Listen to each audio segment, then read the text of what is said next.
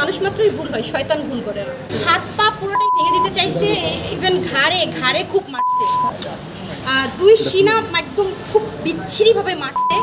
আমাকে হুট করে ফোন দেওয়া হয়, ওরা নাকি আফতাবনগরে 6 জন মানুষ 6টা হুন্ডা নিয়ে এসে স্কেল দিয়ে এবং লাঠি নিয়ে ওর স্কেল দিয়ে হাত কাটা হয়েছে, এদিক থেকে হাত কাটা হয়েছে, পার মধ্যে অনেক বাড়ি দেওয়া হয়েছে, এদিক থেকে বাইরানো হয়েছে, হাত আর পা পঙ্গু মানে হাত পা পুরোটাই ভেঙে দিতে চাইছে, ইভেন ঘাড়ে খুব মারছে, দুই সিনা একদম খুব বিচ্ছিরিভাবে মারছে।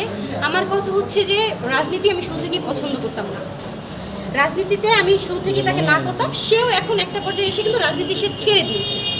তার কিন্তু সন্তান রয়েছে, তার 3টা সন্তান রয়েছে, তার ফ্যামিলি রয়েছে, তার উপরে এইভাবে হামলা করা একদমই অহেতুক। মানে আমরা এমনিতেই তো দেশের যে কি হাল আমরা সবাই দেখতে পাচ্ছি এগুলো, তারপরেও খুব সেফটিভাবে আমরা চলাফেরা করার চেষ্টা করি, কিন্তু দেখেন এই হাল কেন দেশের? ঘটনাটা ঘটছে ওখানে সিসি ক্যামেরাও নাকি নাই একদম। এখন কথা হচ্ছে যে সে তো রাজনীতি ছেড়ে দিয়েছে, সে আগে যা করেছে, মানুষ ভুল করে, মানুষ মাত্রই ভুল হয়, শয়তান ভুল করে না। এখন সে তো রাজনীতি ছেড়ে দিয়েছে, তারপরও তার উপরে হামলা করা শেষ হচ্ছে না, একটার পর একটা হামলা, একটার পর একটা হামলা, আজকে তো একদম মেরেই ফেলতে চেয়েছে। একটা মানুষ এখন বেঁচে হামলা করে কি লাভ? যে রাজনীতি ছেড়ে দিয়েছে, আপনাদের কাছে তো সমর্থন করেছে যে আমি আর রাজনীতি কখনোই করবো না, তারপরে কেন আপনারা তার উপরে এত মানে রাগ ক্ষোভ? যদি কারো রাগ ক্ষোভ থেকে থাকে, এখনও বলতেছি আপনারা মানুষটাকে এভাবে অন্যায়ভাবে মারবেন না, কারণ সে সব কিছু থেকে কিন্তু নিজেকে গুটিয়ে নিয়েছে। তো অনেকে অনেক টাইপের কথা বলছে, আসলে আমি জানি না আপনাকে কীভাবে নেবেন। অনেকে বলছেন কয়েকদিন আগে জেদ ধরে ইতি অভির একটা ঘটনা ঘটেছে, সেইখানে ইনভলভ ছিল।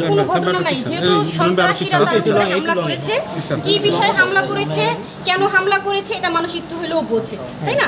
সে যেহেতু রাজনীতি করে, তার অগণিত শত্রু রয়েছে, কিন্তু রাজনীতি সে ছেড়ে দিয়েছে, সেটা সবার জানা উচিত। সে কিন্তু রাজনীতি ছেড়ে দিয়েছে, তাকে এখন ভালোভাবে বাঁচতে দেওয়াটাই আমরা সবাই আশা করি। আচ্ছা ঠিক আছে, আমি এখন উপরে যেতে হবে, আমাকে একটু আসলে অভিকে কি অভিযোগ করি কিনা, কারণ কি এই ঘটনাটা আসলে অনেকে বলছেন যে একমাত্র এখন দ্বন্দ্ব থাকলে অভির সাথেই আছে হিরো আলমের দ্বন্দ্ব, কিন্তু রাজনীতি তো হিরো আলম বলেছে ছেড়ে দিবে, সেখানে তো আসলে কোনো কিছু থাকার না। এখন এটা যেহেতু একটা মার্ডার কেস, তাকে তো হাফ মার্ডার করে ফেলছে, মার্ডারটা হয়নি। সে অবশ্যই আইনানুগ ব্যবস্থা আমরা নিব, এটা এখন অবশ্যই প্রশাসন বের করবে কারা করেছে বিষয়টা, হ্যাঁ কারা ঘটিয়েছে। দেশে আইন আছে, আইনের প্রতি যথেষ্ট আমাদের শ্রদ্ধা আছে, আইন বের করবে।